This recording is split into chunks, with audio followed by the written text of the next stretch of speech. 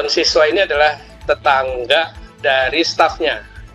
Kebetulan siswa ini termasuk yang kurang mampu, informasi Pak Budi secara ekonomi, sehingga dan di sisi lain dia ingin masuk sekolah negeri. Partai Keadilan Sejahtera Banten meminta maaf atas kadernya Budi Prayogo yang mengirimkan memo menitipkan siswa agar lolos seleksi SPMB.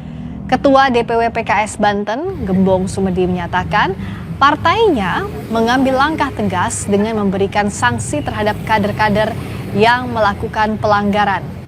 Jabatan Wakil Ketua DPRD Provinsi Banten bakal digantikan Imron Rosadi yang saat ini menjabat Wakil Ketua Komisi 5 DPRD Provinsi Banten dari fraksi PKS.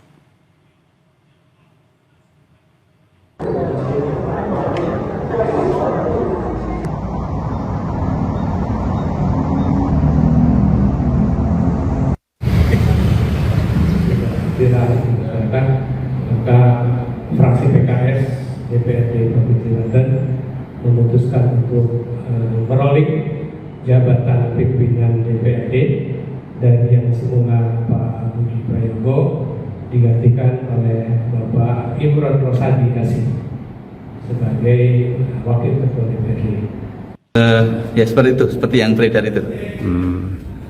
Jadi ada yang menitipkan sekolah. Iya, masih pengantar aja. Tidak ada intervensi juga. Nggak ada telepon kepala sekolah, nggak ada telepon ke dinas, nggak ada telepon ke siapapun. Murni permintaan masyarakatnya.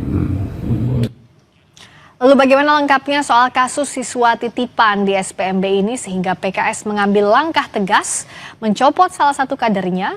Kita akan tanyakan Ketua DPW PKS Banten, Gembong Sumedi. Selamat malam Pak Gembong. Selamat malam Mbak. Saya mau tanya dulu, jadi sebenarnya kronologinya seperti apa? Temuannya itu memonya isinya apa detailnya Pak? Ya, memonya sih sebetulnya meminta agar anak ataupun calon siswa yang diusulkan itu bisa dibantu dan diterima. Kira-kira begitu saja. Isi memonya tidak terlalu banyak. Calon siswa itu siapanya Pak Budi? Menurut keterangan Pak Budi yang disampaikan ke saya bahwa calon siswa ini adalah tetangga dari stafnya. Kebetulan siswa ini termasuk yang kurang mampu, informasi Pak Budi secara ekonomi, sehingga dan di sisi lain dia ingin masuk sekolah negeri. Makanya tetangganya yang kebetulan stafnya Pak Budi itu minta tolong ke Pak Budi untuk membuat menandatangani memonya. Nah, seperti itu. Lalu kalau sebenarnya dalam proses yang benar, kalau ada siswa kurang mampu mau dimasukkan ke salah satu sekolah, apa yang PKS lihat sehingga ini dianggap menyalahi aturan yang dilakukan oleh Pak Budi? Ya, kalau memang ini siswa yang tidak mampu, kan ada jalur afirmasi ya. Jadi itu ada jalannya sendiri. Jadi tidak perlu pakai nitip-nitip begitulah gitu ya. Jadi kalau memang dia keluarga tidak mampu, tempuh saja jalur afirmasi. Kan itu ada posisi afirmasi dibuka di situ. Ini kan jadi ramai memang karena tidak ada jalur rekomendasi begitu ya Pak Gembong ya, yang ada afirmasi kalaupun tidak mampu.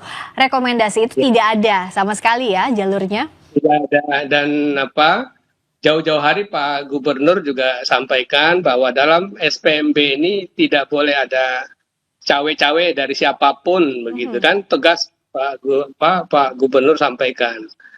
Dan kita sebagai partai pengusung Pak Gubernur tentunya juga menghormati kebijakan Pak Gubernur begitu. Sehingga ketika ada salah satu pejabat publik kita yang melakukan hal seperti itu, ya tentunya partai harus mengambil sikap yang tegas. Kira-kira begitu, Mbak.